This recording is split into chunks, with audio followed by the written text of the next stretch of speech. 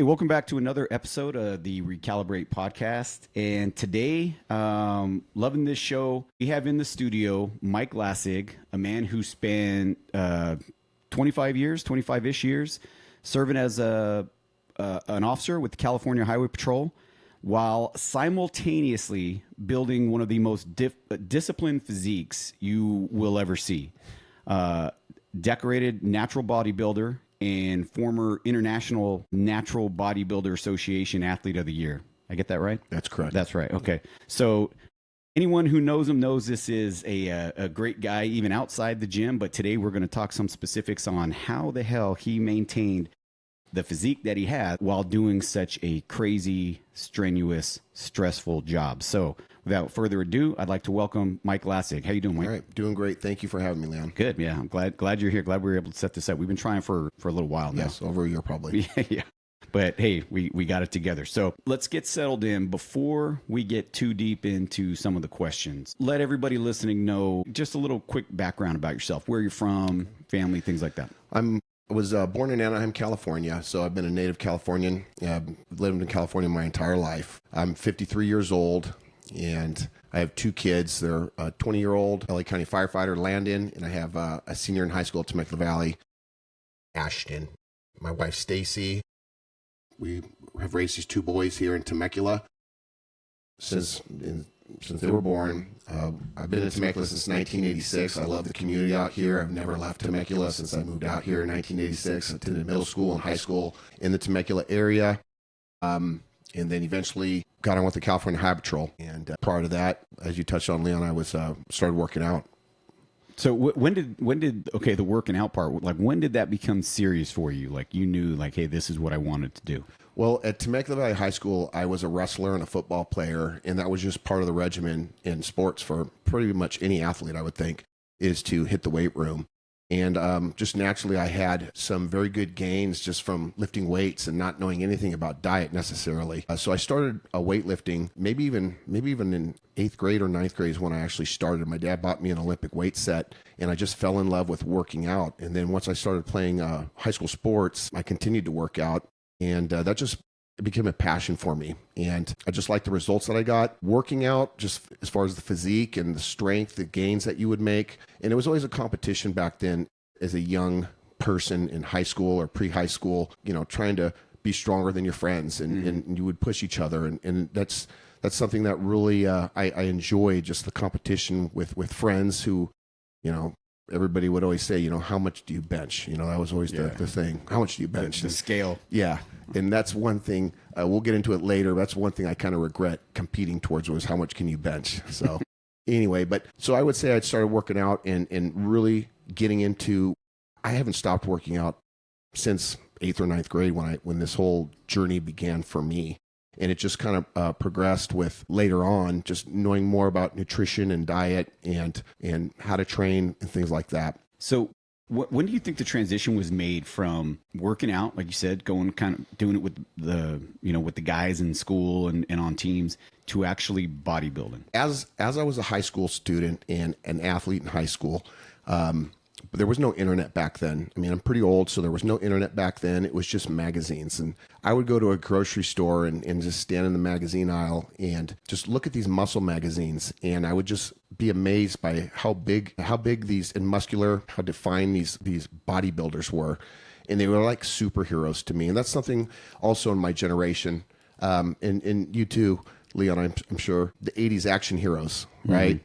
Early 90s action heroes. They were just always muscular and ripped. And those were the people that I would just wow, that's what I want to look like. Yeah. The Dolph Lundgrens, the Sylvester Stallone, Arnold Schwarzenegger, Van Damme, we can go on. But those physiques that I would just see on the big screen I would be amazed to see those kind of physiques. And that's just something that I would always strive for. That's what I want to look like. I want to look like those guys. And I think to get to your question, when you asked me, what got you in, what made you transition to bodybuilding? It was, like I said, working out, seeing these bodybuilders on the big screen and in the magazines. But once not only did I play high school football, but I played some junior college football too. And after my college football career ended, I still wanted to have some kind of competitive experience. And so that's when I kind of transitioned from doing your normal athletic sports to bodybuilding. So when you make that sort of change, I mean, it isn't just like, hey, I'm just going to keep going to the gym. There's obviously different levels of consistency that have to occur. So maintaining an elite physique like you've had for as long as you've had, I mean, starting in junior high to now in your 50s, throw in there, you know, being a husband, being a father, handling everyday challenges while maintaining a, you know, shift work style career, very demanding career. What is, I guess, to you, what's the secret behind consistency, which is probably the hardest thing for most people when it comes to working out and building their own physique? Yeah, the thing for me, it's the addiction to it. I'm addicted. It sounds crazy, but I'm addicted to working out and exercising. Even as a young person, I just became so enamored by working out and just how I felt afterwards. I did my first bodybuilding show. I was 19 years old with the INBA, International Natural Bodybuilding Association. And I just fell in love with competing back then. And I knew nothing about it other than, you know, getting on stage and flexing your muscles. Didn't know anything really about diet when I was 19 either. I was just went up there. Were you doing anything like protein powders or? I want to say back then it was just protein powder, which was back then, the supplements back then were just rudimentary as opposed to today's supplements. You know, you had some Joe Weider products back then. Remember, I'm pretty freaking old, okay? So you had like a Joe Weider weight gainer, you had a Joe Weider protein powder, Twin Labs amino acids. Those are like the supplements that I would have if I could afford them at the time. You know, so it's kind of hit and miss when I would be taking a supplement. And I really didn't know anything about proteins and carbohydrates and fats back when I first started. And then probably a year after, I did 2 bodybuilding shows when I was 19 and 20, really not knowing anything about nutrition still. And then I hired a guy at my gym to start training me, Kim Odo. You could look him up. Kim Odo is huge, right? He's a world-renowned trainer. And he got me, this is when he was still competing. He actually taught me about nutrition and diet, carbohydrates, fats, proteins, and how to prepare for a bodybuilding show. And so I learned a lot from Kim Odo, and the knowledge that I have today for myself, I really got it through Kim, just him teaching me and coaching me. And then I just started to be able to go out there on my own and just kind of figure out how my body works, because every person's body is different from one another. Something might work for me that might not work for you. Mm-hmm. You know, when it comes to like carb depletions, water depletions, cardiovascular, things like that. Everybody's different. So you have to figure out what exactly works for your body. And it's all trial and error. You know, I would always be making improvements until I finally figured out exactly what was the perfect dynamics of everything put together to make me look as good as possible up on that stage. But there was a lot of things, a lot of trial and error of learning what you had to do to bring out the best physique you could on a stage. In the trial by error days, like going back to the young Mike, did you ever do the Rocky Balboa raw eggs in a? No, I never had the raw eggs. Never did. No. I mean, I know you mentioned the action heroes. I always think of like Arnold carrying the log in Commando, and I mean, that's something I even today I love the aspect of how those movies were. I mean, to help create a lot of the strong young men out there. Mm-hmm. You know, when they would see that up on the screen, even though it's make believe, you're just like, man, it just looks amazing. I want to be a strong person like that, not only physically but mentally, like being able to take care of things if you had to. Yeah. Okay. So with that, what do you think separates people that want those results that you're talking about, right? That you see in the movies versus people like yourself who actually achieve them? One more time. What separates people who want to look like that versus people who actually do? Okay. To me, like I said, it's the determination. How bad do you want it? Just like with anything, you know, maybe you want to pursue making a lot of money in your lifetime, and somebody's going to go really work hard on making a lot of money in whatever avenue they're going to pursue. Me, when it came to just having that ability to have that determination, to be consistent, to exercise, drag my butt in the gym and work out, that's just something that was a passion for me to always, no matter how tired I am. And even back then, I would go to the gym because I know when I would be done, I would feel so much better. And so the consistency to obtain that, you know, the physique you're trying to have, I think it's very important that, you know, for me personally, that no matter how tired I am, I make it to the gym, I do my meal prep, and because if I don't, I will feel horrible. I will feel horrible just because I have that, like I said, that it's probably funny for some people, but it's an addiction for me. It's like a drug. Yeah. And I think that's probably what most people are missing. They haven't gotten to that point. And maybe you don't necessarily need to have an addiction to show success, but it obviously works if you do. What do you think? How much of success in fitness is motivation versus the discipline you're talking about with the meal prepping? I think in the beginning, when people see results pretty quickly, when they start a program, when they start from nothing to starting a program, they see results pretty quickly. And I think that motivates somebody to continue to work out because they're seeing results. They're seeing weight loss, muscle gain, things like that. But then what happens is things start to slow down, because when you go from never really doing anything to starting a program of some sort, you see results pretty quickly. And then as time goes on, the results start slowing down a little bit because now your body's kind of getting used to that workout, the diet, and everything like that. So it starts becoming harder.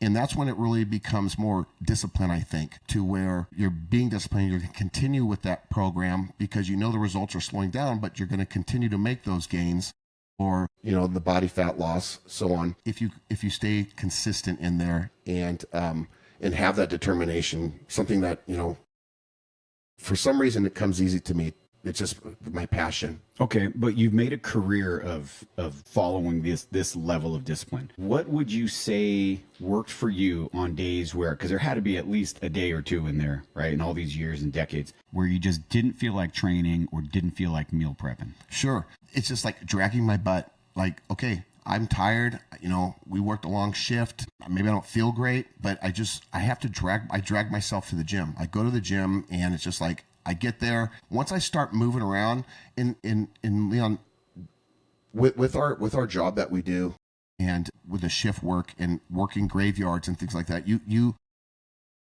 we will be exhausted leaving a shift after a graveyard, for example. Sure, yeah. Especially if it's your Monday on graveyard. You know, you're probably potentially by the end of your shift, you've been out for 24 hours sometimes. And on those days, I would go straight to the gym after work, exhausted after being up for over 24 hours. I would go to the gym and I would hit, if leg day falls on that day, then it's leg day. And I go on there and I'm exhausted until I would start working out. Once I started that workout, maybe I'm 15 minutes into my workout, I feel like I'm awake, I'm alive right now, and I'm pushing heavy weights. It's just a matter of me. I would just drag my butt into the gym no matter how tired I was, or if I had to meal prep, I knew I had to meal prep, or I wouldn't have the proper nutrition for that day that I needed. And I don't think there's really an easy answer. It's just, you know, I would really just literally drag my butt in the gym. I would go straight there. I would never go home, because if I went home and I sit down, then things might be different. Yeah. I would go straight to the gym from work after a commute, you know, our commute from whatever office I was working at, getting off graveyard, for example. I would drive myself straight to the gym. Sure, I probably had to take a 15, 20-minute nap on the commute home someplace, but I would drive straight to the gym. I wouldn't go home, because if I got home, I'd probably be comfortable, and maybe I would have failed to go to the gym. But never once did I go straight home. I would go straight to the gym to get that workout in. All right, so sticking with this, I mean, you did law enforcement for a lot of years. It's 25, right? 25 and a half. Yeah, okay. And it's notorious. And it's not just law enforcement. I mean, there's first responders, there's the medical field, there's shift work all over. And so anyone listening to this who's in shift work can understand the different hours can be torturous on your eating habits, on stress, on burnout. How did you maintain a physique under these conditions for so many years? Well, I would say, since my wife's been with me since day one of the California Highway Patrol, and she was a big part of that. She was a big part of that, being able to train and eat the way I ate and eat the way I eat currently. She helped me so much with meal prep. We were partners in this. And I tell people all the time, my wife, Stacy, any other normal wife, I think, probably would have threw me out years ago, okay, with the crazy workouts and the meal prepping, the meal planning. I think any other normal wife probably would have thrown me out a long time ago, but we're on the same page, so that's why we get along so well. While I was working during my career, she did the majority of the meal prepping, the cooking of the food, the measuring of the food, the weighing of the food, the packaging of the food. So she was instrumental to me being able to train and also eat the way I did. I mean, it was literally, I would take my meals out of the refrigerator that she packed in containers and put it in my cooler and head off to work. So that helped me out tremendously by having my wife, so I could continue to train and not have to worry about the food prep because she was taking care of all that. Did you kind of get Stacy into this lifestyle of fitness, or was she kind of She was like your normal person who worked out when we met. She was a normal person who would go to the gym. She wasn't necessarily training for anything, but she would go just like a normal person, would go to the gym and be healthy and exercise. But then when she met me, I was competing already.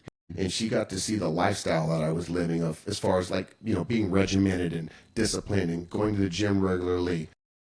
And she saw me prepping my meals and grilling my chicken and cooking my potatoes and egg whites and so on and so forth. And she got into it. And then she started eating the same meal plan that I was eating. And then she actually started competing. So she competed for a short while too, early on in our relationship. When I started the High Patrol even, she was competing. And we've just been on the same page all these years. And let's see, I would say, so to answer that question, I would really say that my success on being able to maintain this physique, or my physique in training and so on and so forth while I've been a California High Patrol officer has a large part to do with her. And then as you guys are, you're married now and you're living life, you're kind of, your routine is transitioning, at least for Stacy, more into the fitness side of things, both in the gym and outside of it. Then you guys start having kids. And how does that now affect, the different stages of raising kids, from, the infant where they need everything right, and then the toddler stage and so on and so forth, because your kids played sports. And so now let's throw one more log on this fire, right? I mean, how do you maintain that? Boy, and this is something senior High Patrol officers would tell me. They would see me come in, a new officer, in shape, working out, competing. And they would say, hey, man, when you have kids, those days are over. They literally would tell me that. When you have kids, those days are over. You won't have time to work out. You're going to get fat. There's just no way around it. And I was just like, all right, whatever, and I would. Did you believe that though? No, I didn't believe it, because there's always a way. There's always a way. Okay. There's always a way. If you want it bad enough, you're going to make it work. And that goes for everything in life. But me, my passion for working out, I was going to make working out and competing, if that's what I was doing, I was going to make it work out. And my wife was there to help me if I needed it. So we have our first boy, okay? And nothing changed for me. I would go to the gym, and we were partners. My wife and I were partners. And we built a gym at home for her, okay? We built a home. So she could be with the kids? Yes. Okay. So we built a nice little gym for her with everything she needed. And so our boys are 2 years apart. So for at least a year, she trained at home with our first boy. And then she was able to bring him to the gym, and she'd go do her workout. And then we had our second boy 2 years later, and same thing. She's back in our home gym and doing the workouts for probably a year, while she's, with our 2 boys at home. And then a year goes by, and she's back at the gym. But for me, God bless her, I was able to get my workouts in. And she knew how important my workouts were to me. And just like today, I know how important her workouts are to her. And so she knows, like, hey, if work schedule had X amount of things I had to do in it on so many days during the week, she knew that I had to get to the gym on each and every day, and she would do whatever had to be done at home so I could get to the gym, and I would do the same for her. So that's why, like I said earlier, like we get along so well when it comes to that, because of both of our passions for working out. We have to get our workouts in, or we feel horrible inside, like not necessarily guilty. It's just like something's missing. Yes, it's hard to explain for a normal person that isn't going to the gym regularly. Mm-hmm. But it's just like a drug to me. Same thing for her, where we have to get to the gym, and it's just been like this for decades for me. And I think the question was, what do I tell somebody who what was that? Well, with the kids, right? Yeah. So how you handle all the different phases. So early on, like I said, we built that home gym for her. So for the first couple of years, she was able to train at home and get great workouts in. Bought her a commercial cardio machine, and so she was able to do that. And here I am, selfishly, I'm going to the gym, right? Going to the real gym. But that's just what we did, okay? And God bless her. And she is an amazing woman. she literally, and I brought it up at my retirement party, how, for 20, close to 26 years, she was meal prepping all my meals all those years. I can't tell you the thousands of pounds of chicken she grilled, and I eat 15 egg whites a day. Imagine all the egg whites she's cracked over her over my career, okay? Just simple things like that. So I love her. She's done amazing things for me, and just to help me continue with things that I love, like that, like exercise and working out and being healthy, being a role model for my kids too. I think that's a big part too, and trying to rub off on even coworkers. Coworkers can see somebody working out, being fit. I would always hope, like, hey, in our line of work, it helps when officers are in shape, right? Yeah. And can take care of themselves. And for the most part, I think most officers do. They have some kind of. They don't have to work out. Maybe they do some other kind of activity, and that's completely fine as long as we're active doing something.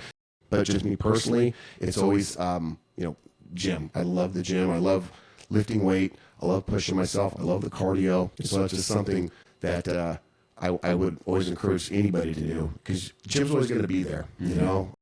Sooner or later things end, like football ends, baseball ends, things like that. But the gym's always going to be there for me. So. Talking to those old employees that were like, "Hey man, things are going to change. You just wait, youngster," right? And any of the naysayers that you've had throughout your career, did you kind of use that as fuel for the fire? Like, I wouldn't say necessarily fuel. It was just like I had nothing to prove to them. It's just like I knew I had the desire to be successful and work, being healthy and exercising and looking good, where they didn't have that passion and desire. But I knew I was going to make it work no matter what.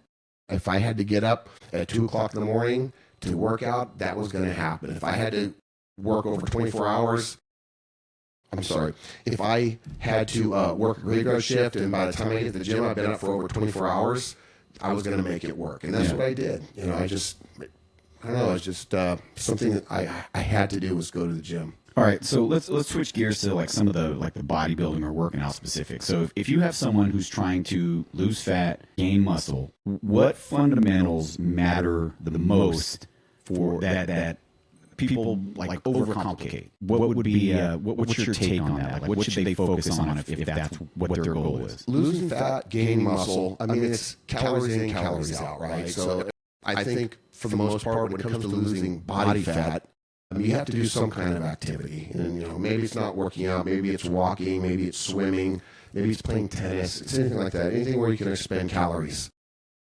And then calories in, calories out, it's like the food people are consuming is the most important thing. I would say diet is about 85% of trying to obtain like a fitness goal is diet. And that's always the hardest part, is diet for everybody. Working out, going to the gym and spending 2 hours at the gym and pushing heavy weights and doing 45 minutes of cardio on a stair machine, that's really the easy part. It's the diet where people really have to lock in, and they don't have to be necessarily extremely extreme like Stacy and I are with weighing and measuring food, but just knowing how much they're consuming, how many calories they're consuming, how many calories they're expending. And that's when I would say hiring a coach. I was thinking about this on the way here. For somebody who doesn't know anything about diet, nutrition, and exercise, you got to think about it. They think, why would I hire somebody? Everything's on the internet, but everybody's body is different. And in a coach, if you hire a coach would explain, what the importance is about the proteins and the fats and sodium, things like that, carbohydrates and things like that. So I think hiring a coach, you're investing in yourself. Coaches sometimes aren't cheap, but I think if you hire a good quality coach, it's going to cost a little money, but it's going to give you the knowledge so you can be successful in your fitness goals. Okay, whether it's you're trying to lose body fat, you're trying to gain muscle, hiring a coach is I think so important, and just to give the common person some knowledge about being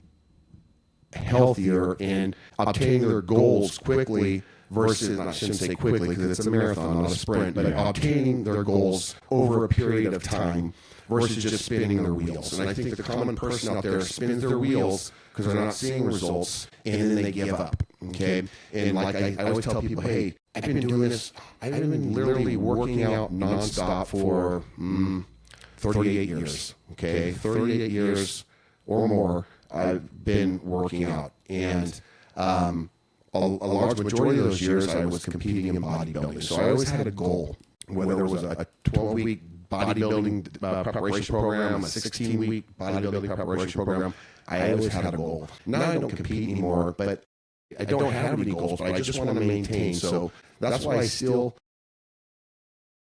like what I look like right now. I have a little bit of size, a little bit of definition. I just want to maintain. So my calories remain the same every day. They've been like this for years now. I eat the same thing, the same time, the same day. It's monotonous of this, the simplicity of it. And people say, oh, that sounds so boring. But that's why I've been successful in being able to maintain what I've been doing with my physique, is just being boring. I'm sure you can make things exciting in the kitchen when you are meal prepping, but to me, it's just like too much work for me. So I just make it simple. But hiring a coach, to get back to your question, Leon, is I think very important for somebody that's just entering the fitness realm, that want to get healthier, want to look better. Hiring a coach is very, very important, I think. All right. So with the you're going to be perfect to answer this, because with you and Stacy and what you talked about in your guys' journey already, in your experience, and it'd be interesting to get Stacy's take on this. When it comes to body recomposition between men and women, is it harder for one versus the other? I would say absolutely. I say men have it so much easier. All right, men have it so much easier because what we don't have to deal with is hormones. Okay, and are there women who are bigger and stronger than me? Absolutely. I'm not taking anything away from them. Okay, however, I think it's definitely going to be a lot harder for a female versus a male when it comes to losing body fat and gaining muscle. And doing it in a quicker amount of time versus a female who might take a little bit longer. A male can be a lot stronger. They can be a lot harder muscle looking wise, and females are a little bit softer. They just hold more body fat naturally, and that's just how we were created. But women, and that's not to deter women from trying to obtain, a physique that they want to work towards, but it is definitely harder. And in my opinion, I think we have it a lot easier. Like I said, because of hormones, water retentions, women have periods and things like that. We're fortunate men. We don't have to deal with any of that. We're just the same all the time. And women deal with depression and things like that when it comes to hormones, and maybe they don't have that drive to go in there and kill themselves in the gym like we could every day. So I would definitely say that women would have it harder when it comes to obtaining that, the goal physique that they're shooting towards. Can they do it? Absolutely. But it's going to be easier for a man, if that answers your question. Well, yeah, and it does. What's your take then with women who, because I've had these conversations with my wife and just with friends of ours who have the opinion that, I don't want to go into the gym and lift weights because I don't want to look like a big buff guy or, something like a bodybuilding female or something like that. What's your thoughts on that? Man, my wife and I talk about this periodically. My wife doesn't look like me at all. She just looks fit. She has muscle tone. Her arms are defined and her legs are defined, but she's not big and bulky. And that's the thing that people think, females think, hey, if I pick up a weight, I'm going to look like Arnold Schwarzenegger. That they won't come anywhere near Arnold Schwarzenegger. They're not going to come anywhere near me. So the more muscle mass a woman has, and men, the faster their metabolisms are going to be, just naturally. I burn more calories just sitting here than a guy who doesn't work out burns just sitting there, okay? And if a female can put on a little bit of muscle mass, that's going to help increase their metabolism, which is going to help them burn more fat.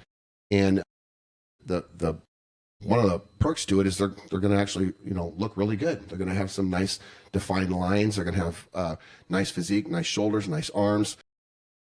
And so the thing we hear about, like you just mentioned, is if a female touches weights, they're going to look big and bulky, and that's not the case. They're going to look better. They're going to look like a woman that's just in shape. That's all. So no truth to that. No. So when it comes to beginners in the gym, what are some of the biggest mistakes you see beginners make with both working out in the gym and with nutrition? Okay, so they kind of go hand in hand, but we'll start with working out. For a new person, they're not training heavy enough. right? They're doing too many repetitions, the form. If they don't have any knowledge about working out, hiring a trainer for just, a few workouts just to give you some knowledge about working out and how to use the machines and things like that. I would highly recommend that. You hire first time in the gym, just hire a trainer just for a few sessions, so you can learn how to use the machines, proper form and things like that. Unless you already have some prior experience from maybe earlier in your life, you come in to a gym and I always like to when you're brand new, you don't want to go too heavy, right? Because you don't want to injure yourself. You want to work your way up in whatever lifting you're going to be doing, whatever exercises you're going to be doing. So baby steps in the beginning, right? And then you just kind of build towards that because you're always trying to get gains, right? You're always trying to get gains. And starting for example, we're talking about working out with weights. You're going to start off a little bit lighter, get used to your normal training form, and then you start increasing that. Now, let's get into the diet. Most of the people that go to the gym, I don't think they have the proper diets. And they're going to the gym, they're working out really hard, and I never see them with any results. They always look the same, or they're not losing any body fat. And I know it's just because they're not eating properly. And that's what I mentioned earlier too, is hiring a coach who can help you with nutrition, right? And if you are serious about, hey, I want to have this physique, or I want to look like this by summertime, or by someone's getting married, I want to look like this by our wedding date, then it would be a good idea to hire a coach or hire a trainer to help you achieve the goals that you're trying to get. Yeah. And so, kind of still on this subject with beginners, how would you describe progressive overload in simple terms for someone who's kind of just getting into it, or maybe they've been working out and they just don't understand that concept, never heard of it? How would you explain that to somebody who's starting out? Well, I don't even know what the progressive overload is. So just kind of adding to your weight. So if you're hitting your max rep zones, right? If you're, hey, do this exercise for 12 reps or 15, and you're hitting it and you're knocking out all your reps at this particular weight, and then just kind of adding on to that in order to push yourself to the next level. I don't know what you're talking about. Okay. Explain it to me a little different. So if I want to, we're talking about just getting stronger. Yeah, okay. just getting stronger. Yeah. And maybe I'm just using a phrase that you're not familiar with. I would imagine. Okay. Yeah. So I would imagine throughout your career, you've had to increase your weight in order to build your strength, change your physique, right? Versus the guy who goes in and he's like, hey, I'm going to do 10 reps, X amount of sets, but the same amount of reps, same weight, it's not changing. Hence, they're not changing. Okay. Right. All right. So when it comes to your progressive overload, as you were saying, we would call it as just pyramiding, right? So you would pyramid, you go into the gym, the progressive overload, as you said, you're starting off, for example, somebody who's new, doing the progressive overload, which we would call pyramiding. We would start off with a couple warm-ups, and we'll just say we're doing, I don't know, we'll just say bench press, right? Because that's what everybody does first thing in the gym. They go in there, you got to do a couple warm-ups, and then just for example, somebody puts on 135 pounds on the bar and they do it 15 times. The next set, they're going to put 175 pounds on. They'll do it 12 times. Next set, they're going to put on 200 pounds, 225 pounds, and they might do it 8 times. And then the next set, I would say, they're going to put on 225 pounds and they do it 6 times. So I would just do, on all my exercises, even still today, I always increase the weight for each set. Okay, so I'll start off in my rep range, even today, even back then, my rep range, the most I would ever do is 12, because I felt, unless it was warm-ups, I do higher rep range for warm-ups just to loosen up my joints and things like that and warm up the muscle. But my working sets, I never have done more than 12. To me, if I went more than 12 reps, then it was too light, and I had to add some weight if I was going beyond 12. That's never my goal, even for simple things like dumbbell curls. The most I ever do is 12 on a bicep curl, because I feel like, hey, if I'm getting more than 12 reps, then I have to increase that weight.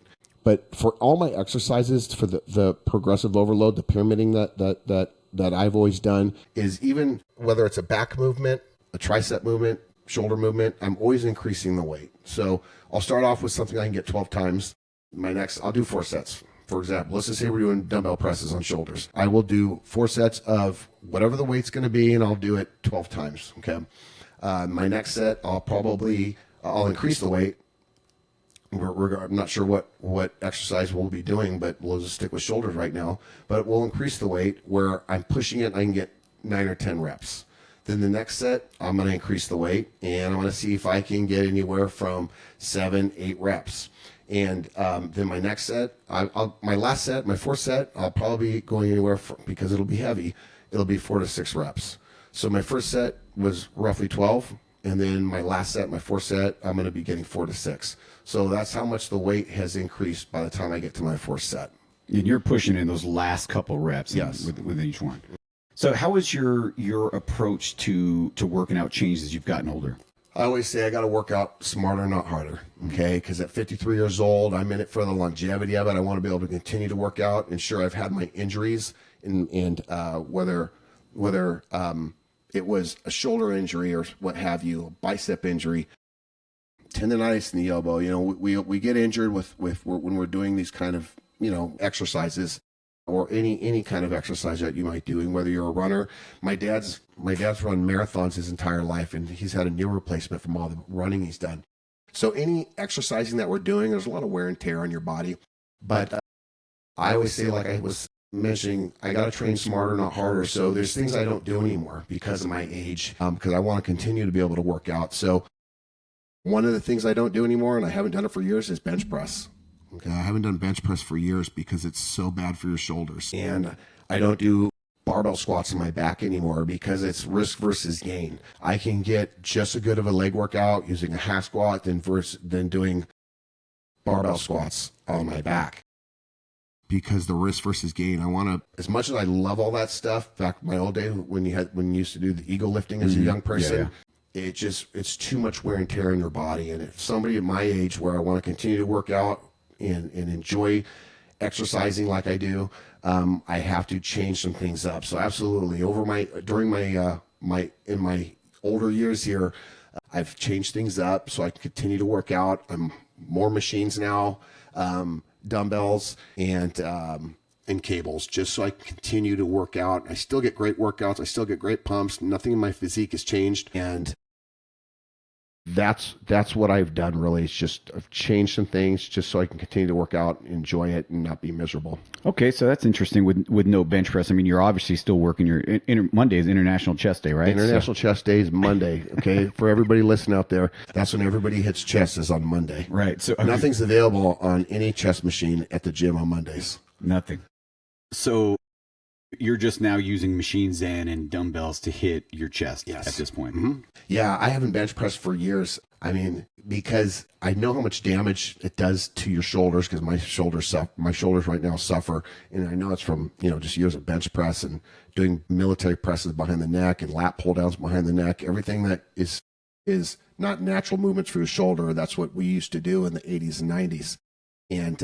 And everything should be in the front. When you're doing lat pull down, should be the front of your chest, not behind your head.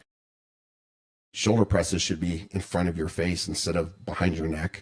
Things like that. So my kids work out. My 18-year-old and 19-year-old boys, they work out just like they go to the gym, they hit it, but they are lifting as from how I've explained to them. Hey, let's keep your body healthy. Don't bench press. Just do dumbbell presses. Don't do any behind the neck movements and things like that. And that's just been my experience, to where if you look back at all the things that 80s, 90s, and 90s bodybuilders used to do, it's not good for the shoulders. Mm-hmm. And so I want my boys to have healthy shoulders. And so they don't bench press. It's all dumbbells. Oh, okay. Oh, interesting. So it's not even starting with that at their age. You're giving them the alternatives to begin with. Yeah. Like let's lift smart from the get go, right? Don't worry about ego. Don't matter how much you bench press, What's your bench? Yeah. Well, how much you bench, and people tell me like, hey, what do you bench? Like, and I just, you can make it up and they believe you, I bench 500 pounds. Yeah, man. Wow. Golly, yeah. So yeah, how much you bench, but at that age back then, it was like, that was the world. Like, how much can you bench? Yeah. And just after all those years, man, my shoulders are just paying for all that now. All right. So let's stick with this, right? These kind of making these mistakes. I think one of the biggest misunderstood part about working out and fitness in general is sleep, recovery, stretching. How important is that somebody like yourself now or our age now, right? Versus starting out? Yeah. So with our line of work that we do, sleep was something that where I suffered. I did suffer with sleep periodically. And, you know, that's when your body recovers the sleep. And I tell my boys, hey, try to get as much sleep as you can, especially at your age, because this is when you're growing the most. You know, you got all this testosterone in your body naturally. You know, you guys could make some good gains. That's when your body grows, is when it's sleeping, when it's resting.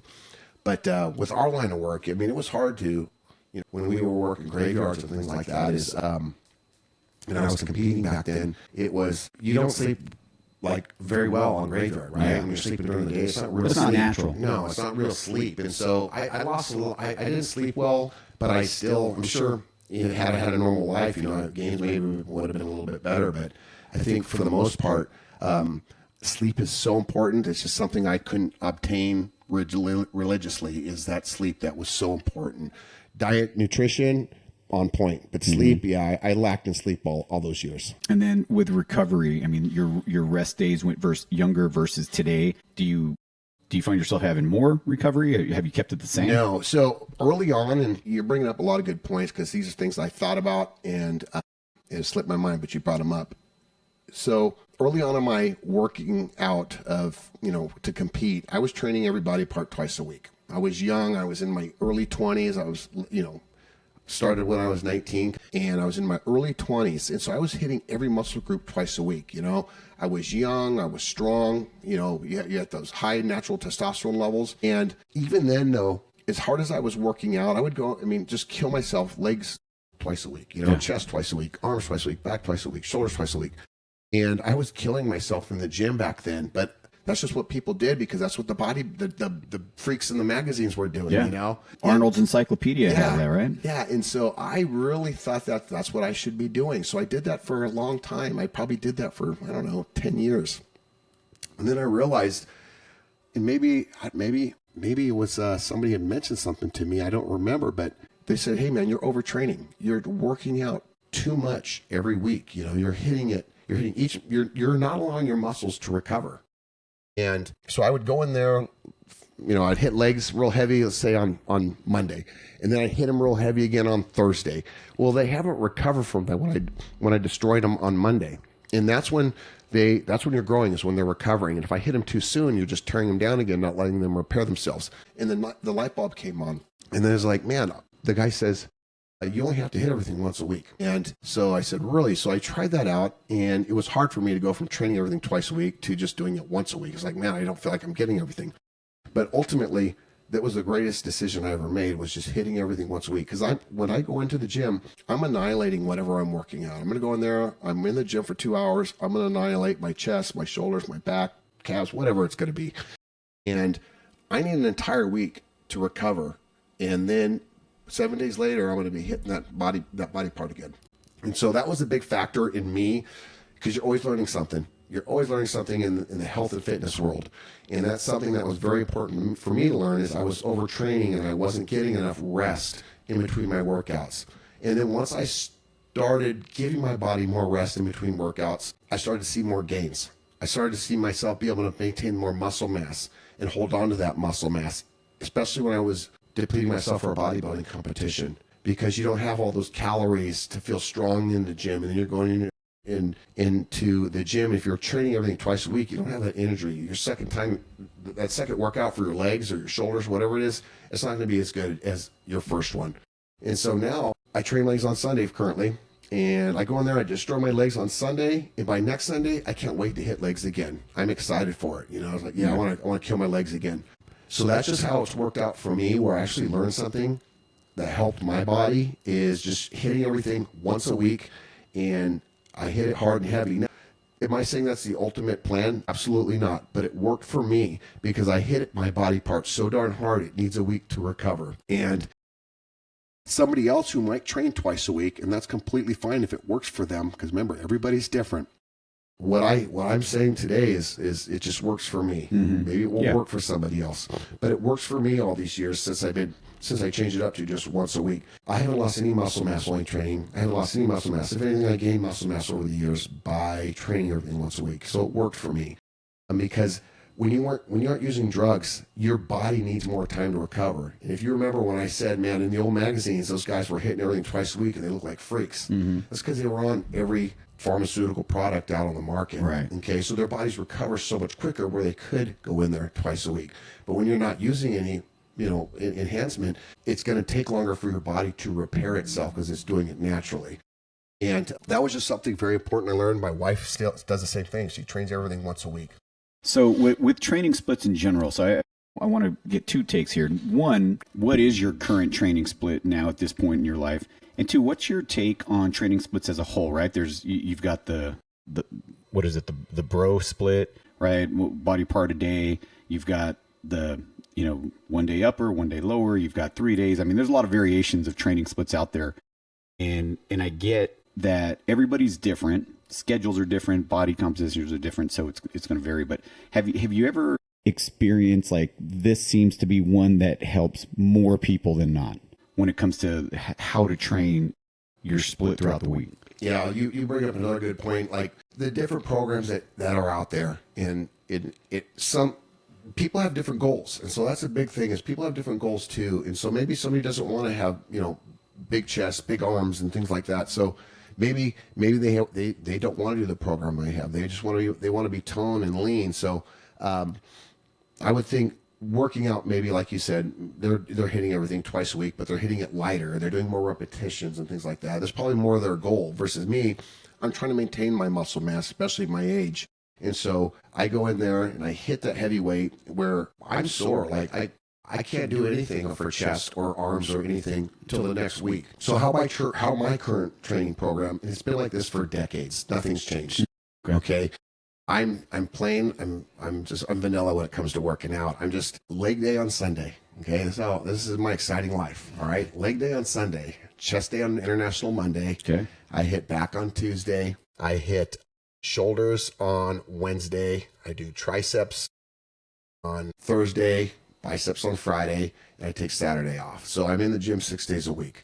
When I was working out 5 days a week because I'd have an overtime shift or something during the week. So I would work out 5 days a week when I was on the job. Now that I'm retired, I'm working out 6 days a week. So basically I just split up arms. I do biceps on one day, triceps on another because I just love going to the gym.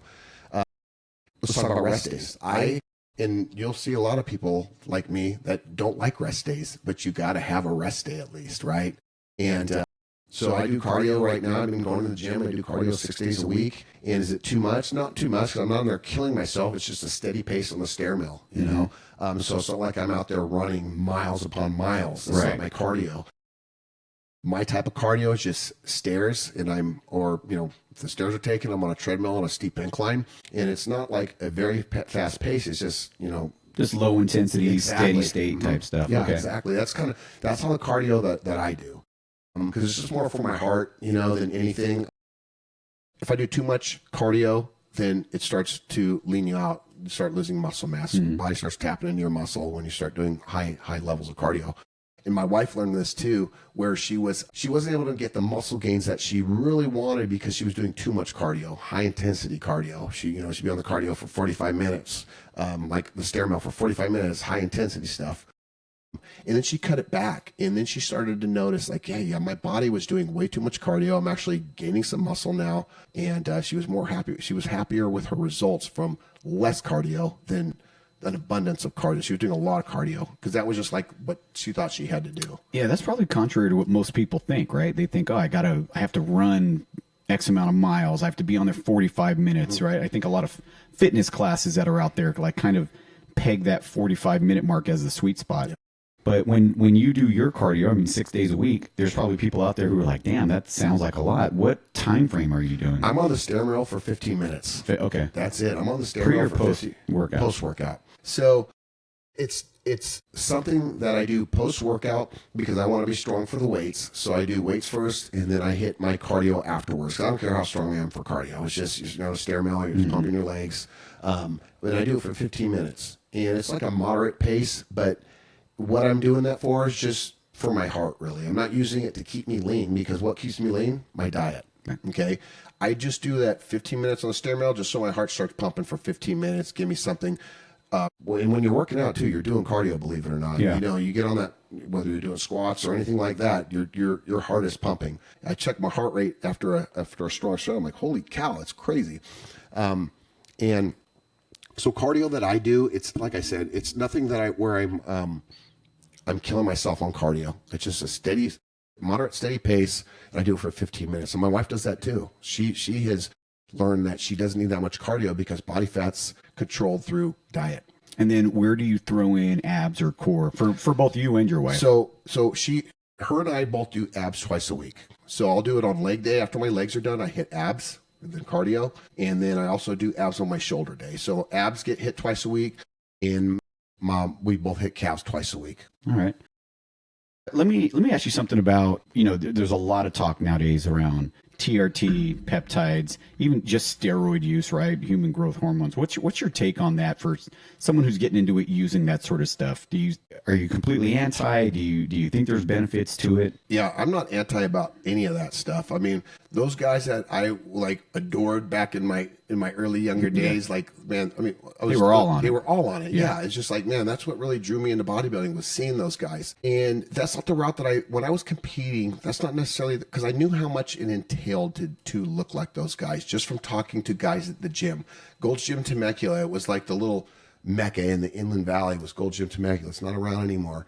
But there's a lot of competitive bodybuilders there, the freaks that train there. Milo Sarshev was one of them. He's an IFBB pro. He's in Orange County now. But just talking to him and some other guys back when I was in my early 20s, just how much it entailed to be at their level. And I had another guy who hadn't turned pro, but I would talk to him quite a bit at the gym.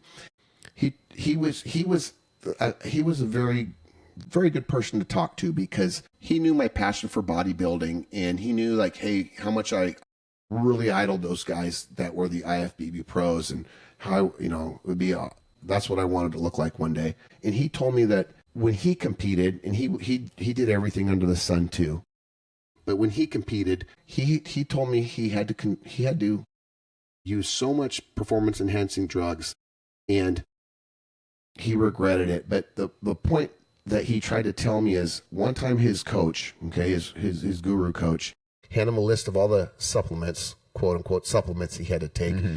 And he told me, and I remember this, and this is kind of what deterred me, it was like, he sat there and cried because of all the stuff that he was going to have to put into his body. Not only that, but how much money it was going to cost him. He literally cried, he said.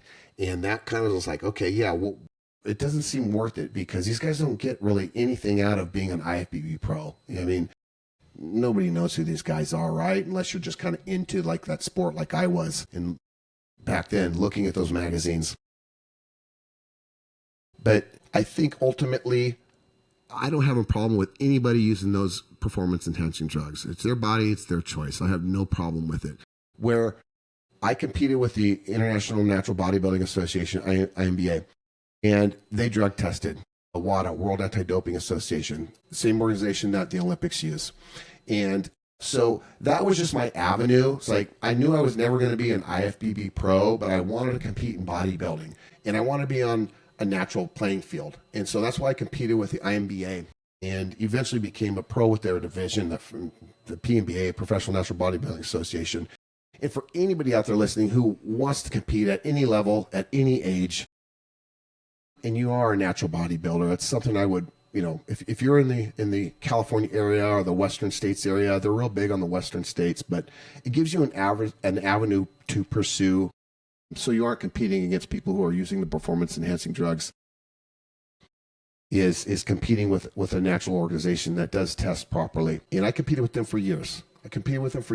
And they actually have a hall of shame. So during their testing, if a competitor was caught using any kind of a performance enhancing drug, they would be put on their wall of shame. And you can look this up. They have a wall of shame on the INBA website, the Natural Bodybuilding naturalbodybuilding.com, I think it's called. And they have a wall of shame, and you can see all the competitors who have been caught with the testing standards that they have on their wall of shame, and they're up on the wall of shame for forever too. So that was an organization that just allowed me to compete naturally and not have to, get involved with all the drugs. Yeah.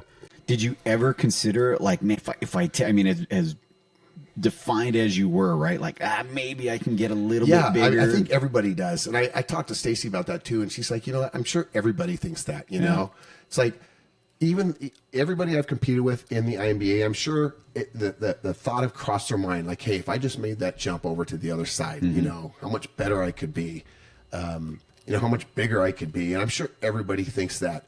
So yeah, sure. I thought about that like plenty of times. Like, man, I'm doing so well in the natural. Imagine if I, jump to the other side, how much better I could do. But ultimately, what does that get me? What does it get me? Seeing people in the gym who are just like, you'd see them and you're like, yeah, okay, that guy's, he looks really good. I was like, what does he get out of it? There's really nothing he can get out of that. I mean, he gets a couple trophies, puts them on his mantle, and then they collect dust, and it just wasn't worth it to me. And I would think to myself, yeah, I'm competing. I'm a professional natural bodybuilder, and I'm winning prize money. And it's nothing like the prize money those guys make. It's peanuts. But it's just like, yeah, I'm healthier than they will be. Sure. Right? Yeah, because there is a cost factor that you mentioned, and then there are side effects with this stuff. Yeah. I think some are probably worse than others, but all right. So what would you say to somebody who's young that is, some of the younger lifters that are tempted to use PEDs to kind of like speed up their process? Yeah. And that's the thing is the young people, they just want to, they want the quick fix, right? They want rapid gains, immediate results, but they will get that naturally just because you said young people. So we're talking about young people, whether they're teenagers, early 20s, they're gonna have gains quickly, and a lot has to do with just the nutrition, in the heavy lifting nutrition, high protein, good amount of carbohydrates, and rest, and don't overtrain, right?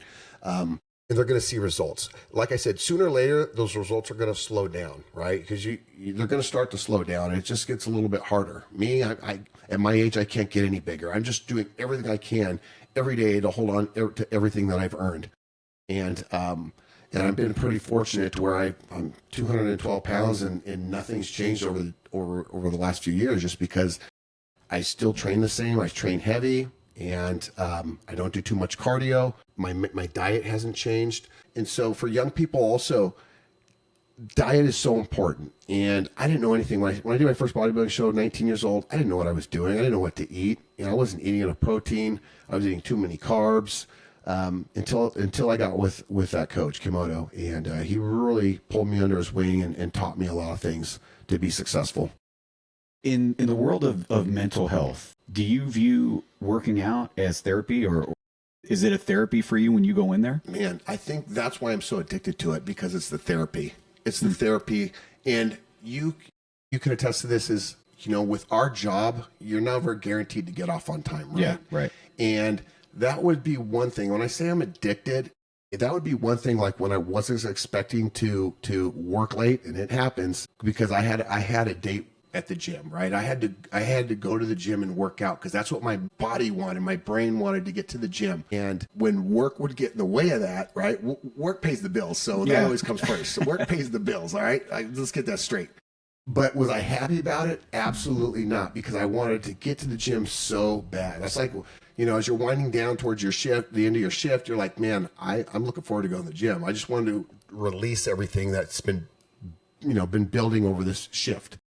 And I would say definitely going to the gym was it still is today. It was a huge release for me to go in there and just push myself, let the aggression out, and just feel so good afterwards, no matter how tired I was or how late I got to the gym. And I would still go to the gym even after getting late calls, but I would feel so good. And I would be so thankful that I drug my butt in there.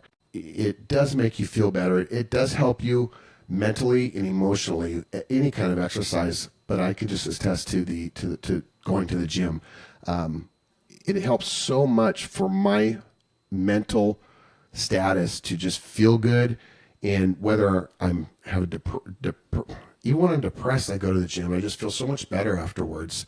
And this may be callous or something to some people, but a loss of a loved one, I would go to the gym because it would just help me feel better, just to let that sadness out, that depression out into the gym. So for me, the gym's been a great shrink, I guess I could say. It's been a great shrink for me. It's funny that you put it that way, because one thing Rochelle and I talk about is when we're in the gym, we seem to get like our best ideas. Like there's a flow that occurs when you're working out, whether it's something, I mean, it could be for work. It could be like an idea for the family. Like, you ever get that? Like where you just have like the clearest thoughts and the best ideas? I've been pretty creative too at the gym, just thinking about things like you said, in between sets, putting things together, putting notes on my phone, things I've been thinking about. But in between sets, I think absolutely. I think I've been pretty creative just in my mind as I'm working out, for sure. Just in between sets, like I said, I would just think of something, whether it was social media things for work, or I would do a lot of social media posts for work at the gym, because that's when my creativity would just spark for some reason. Yeah. So in between sets, when I was responsible for the social media, I would just really do it at the gym. It was just odd that I was in between sets and people think I'm texting somebody. I'm working right now. Just like I would be able to think about things and how to word things for some reason. But I think you're onto something there for sure. There's a lot of people who I've met throughout my life that have negative views of the gym, right? Like it's a bunch of knuckle dragging muscle heads, or it's vanity that you want to look that way. Would you, thinking of those people in comments like that, and I'm sure you've heard or maybe run into people who have that mindset, is there anything in bodybuilding that has taught you stuff about life, like outside the gym? I would absolutely say so. I mean, I think the discipline that it takes to go to the gym regularly, 5 days a week, 6 days a week, no matter how tired you are, how exhausted you are, it takes some sort of dedication to do that. And also the dedication to meal prep as a bodybuilder does, right? Mm-hmm. And there's so much that entails when it comes to this type of lifestyle. It may seem like, egotistical, vain, things like that. But I mean, when I see a bodybuilder who looks pretty darn good, whether it's male or female, it doesn't have to be a bodybuilder, it's just a fit person. Maybe they're a triathlete or they're a CrossFitter. I was like, I got to give them some props. I'm impressed. So I'm one of those guys, when I'm out and about, and I see a physique, male, female, I'm like, man, they take good care of themselves. That's impressive. Because I know what it takes to do that. I know the dedication it takes for somebody to obtain that physique and that discipline and the goals that they had to obtain to get to where they're at. It takes a lot. So I think ultimately, even if I had my own business and I saw a bodybuilder or a fitness person, and I knew how much dedication it takes, I say, man, they'd probably be a pretty good employee because of their dedication to what they do. I know they can show up to do the job. They can take care of business. And I think ultimately anybody who can take care of themselves on a regular basis and takes pride in themselves would take pride in their job or whatever the case may be. What's one fitness myth out there that you wish would just die, that would drive you crazy anytime you hear it? Well, even like we were talking about me being a young officer and listening to senior guys, they would always say, hey, when you stop working out, that muscle is going to turn into fat, right? And I just roll my eyes because they had no idea. Some people out there think that when you stop working out, muscle turns into fat, and they are completely two different things. What could happen though is if you stop working out, sure, you're going to lose that muscle. It's going to shrink up and atrophy. And then if you stop working out, you start eating crappy, you start gaining belly fat and fat everywhere else. So that's a myth, in my opinion, that I always giggle at when I hear somebody tell me, or back in those days. When you stop working out, that muscle is going to turn into fat, and it's a myth. Yeah, they're two separate things. There's we're gonna wrap up here shortly, but there's a couple things I wanted to ask. Well, what's something people would be surprised to learn about you? Let's see here. What would somebody be surprised to learn about me? I mean, you're a regimented guy. The meal prepping, the discipline with working out. All right. So what I would think is, let's talk about real quick. I'll add to your question here, but going to the gym, one of the things that I've always enjoyed is going to a gym when it's really busy. The majority of people probably don't like when a gym's busy.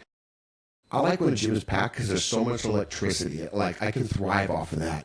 Versus when the gym's dead. You go on a Sunday afternoon, it's dead, nobody's there. So it's like, man, this is boring, but I just always enjoyed a gym being full, people working out, people with goals. I see people pushing themselves, and it always motivated me to push myself. And I just love a packed gym. But going to that, I would think what people would, might want to know about me that they wouldn't have any idea about is people think they can't approach me in the gym. My wife always tells me, yeah, so-and-so always says you look like you're in a bad mood at the gym. And she says, yeah. So she'll tell a person, no, he's just focused. You can go talk to him or what have you. But I think that's probably it. And Stacy mentioned that to me too. She says, this was just the other day.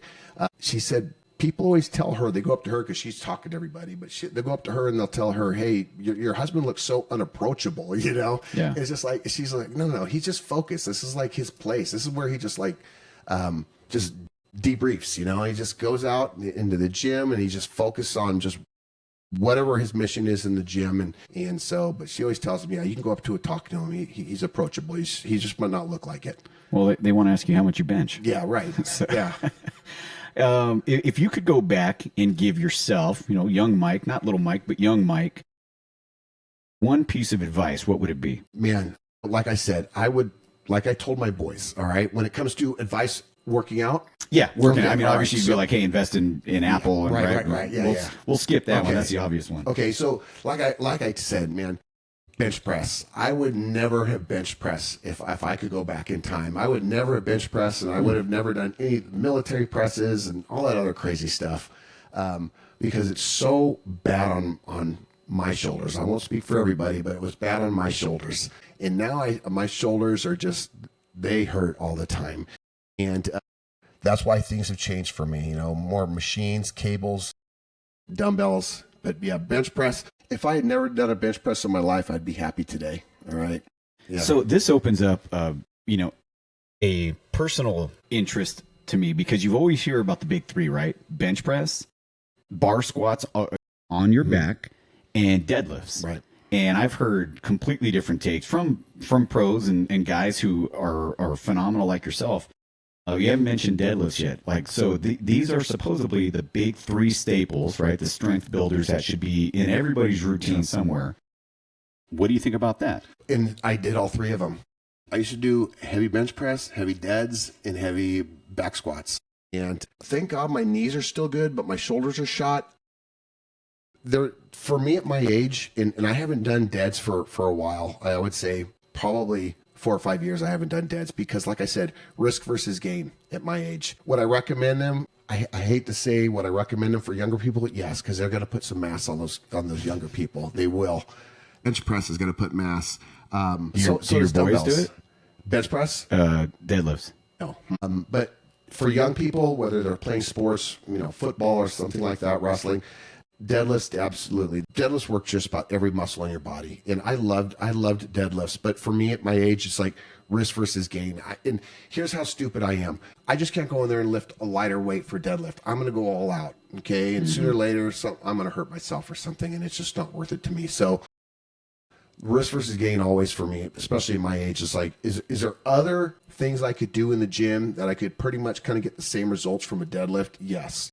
And same thing for back squats and same thing for bench press. So younger people, if you're listening and you want to, get those gains and be strong, yes, those three lifts, bench press, squats, and deadlifts, those are phenomenal for putting on muscle and strength. Was it deadlifts that put Ron Coleman out? Yes. No, squats. Oh, it was squats. Yeah. Okay. Well, I know he had a spine injury, right? Yeah.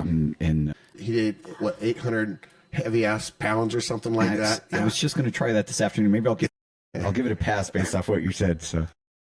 But hey, like I said, and I don't deter anybody from doing any kind of lift, but for me, it's like at my age, the squats, the back squats, I could do them. I could do them lighter, but I just don't have the mentality to train lighter. So I feel if I just stick with the machines like a hack squat and leg press, I could safely do the exercises and still continue on with my life. Well, it's smart, and you have the experience to kind of back everything you're saying. The hack squat will kick your ass. I mean, if people are out there thinking like, oh, it's not as good. I mean, if you're doing it right, that's a painful movement, and I mean painful in a good way, right? Like it's hitting what it's got to hit, not the same pain like if you're tweaking your back or pinching your spine or something. But by no means am I deterring anybody from doing a back squat or deadlift. If I was younger, if I was in my 30s, I would be doing them. Yeah. Okay, Mike, dude, first off, thanks, man. I know we covered a lot. Hopefully this is, we can get you back on here, because I feel like I'll be hit up with questions like, you should have asked this, you should have asked that. I feel like we've covered a lot of ground. I don't want to take up, your entire day. I appreciate you coming in. Do you have any final words for someone listening that is looking to recalibrate their health, and they just haven't started yet? Boy, I really hope that, one thing I really enjoy seeing is transformations. I love to see people transform their body. I used to love that show, Biggest Loser. Okay, me and my wife were big fans of the Biggest Loser show, if you remember that, where they take these big people and they put them on programs, and their bodies would transition into healthy people. And I love to see people, change their lives, because it is life changing, right? When somebody is out of shape and then they can make that decision, like, hey, I want to start caring about myself. I want to start being healthier. I want to be here for my kids and things like that. And that's something I applaud, and I'm a big supporter of all that. I would love to see more of the people out there, the public out there, and it's getting bigger. Fitness is definitely, it's always growing, but just the longevity of it for everybody. If you could be healthy and eat properly and just enjoy your lives and be around for as long as possible, that's something I can always cheer for somebody. So one thing I wanted to touch on, when it comes to this job that we do as in law enforcement, it's so important for our brothers and sisters out there to take good care of themselves. Yeah. And like I said, for the majority of them, they do some kind of exercising, and they do what they can to be healthy. And I just want to encourage all of them out there, and regardless if it's law enforcement or any kind of first responders, take good care of yourselves. The job that you do, it's not easy. And for you to be able to take care of yourself and take care of the public, it's so important for you to obviously be in shape and be healthy, not only for the public, but for you and your family. So that's always been a goal of mine. If I was to lose a fight out in the field at any time in my career, I always said it wouldn't be because that person was in better shape. It was just because he was a better fighter. And that's always just been something of mine, where I wasn't going to lose a fight because I was not in shape. And so I would love to, encourage anybody out there who's a first responder just to continue to take care of yourselves. If you are, don't give it up, because, I did it for 25 and a half years, and it can be done. If there's a will, there's a way, right? And you bring up, and I'm continuing on too long, and I apologize, but we had a meeting at the office, and they talked about building like a workout room at the gym. Oh yeah. Or making a workout room at the office. And I just loved your comment, to where like people are saying, yeah, I don't have time to get to the gym, so it'd be better if we could work out here at the office. You're like, well, just get up an hour earlier, It was just like, it's simple, right? It is. If there's a will, there's a way. And when you said that, I was just like, because I thought it would be the silliest thing to build a workout room at the office. And when you said that, I was just like, man, I like perked up. I was like, exactly. Get up an hour early and go to the gym if that's what your goal is, right? A lot of hours in the day, right? There is. And it's just on how you manage them. I think if you make it a priority, then you'll do it. You'll achieve what you want to do. Absolutely. And that's it. It's just that you said that in that office meeting, and I was just like, man, I'm glad you said that, So hopefully these guys, get inspired and they work out, and regardless of what kind of exercise it is. But I'll look forward to coming back on if you have me. Yeah, no, absolutely, man. You were a huge inspiration back there. I think you're going to do the same for the folks who listen to this. Anybody who would like to get a hold of you, has a question for you, just wants to pick your brain, are you good with that? How would somebody reach out to you? They can reach out to me on Instagram. It's Mike Lassig, at Mike Lassig. Okay. It's simple. You can see my profile picture, and you'll know that's me. But yeah, anytime somebody might have a fitness question, or want to critique me in any way, they can reach out to me on Instagram. Yeah, perfect. Okay. Hey, look, we're going to wrap up here. Always reach out to us if you have future questions, or you want to get Mike back on here. Reach out to us through Instagram on recalibrate_pod, and definitely check out Coach Nick on the Fit Over 40 Man over there at Instagram as well. He's the OG, he's the original, he's doing it right, especially for folks who are a little bit later in life and are trying to maintain that physique, even start for the first time, and just change your overall health. My name's Leon Lopez. This is the Recalibrate Podcast. Appreciate you listening.